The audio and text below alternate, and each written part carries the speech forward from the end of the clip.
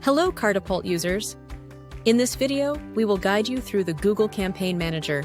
So here you can view different campaigns, their status, budget, bid strategy, with their KPIs. And from this button, you can add more metrics. You can also filter this data by campaign name, campaign status, campaign ID, campaign type, metric, and bid strategy from this basic filter button. And if you want to pause or resume some campaign, you just need to select them. And from this Manage Asset button, you can pause or resume that campaign. And if you want to change the budget, you can do it from this button. And you can change it as per your need. You can also sort them in ascending or descending order from this button. And if you want to compare the data between two date ranges, you can do it from this Compare button. And when you click on a particular campaign, it will redirect you to the Ad Group Manager, where you can manage your ad groups. Similarly, when you click on any ad group, it will redirect you to the Ads Manager.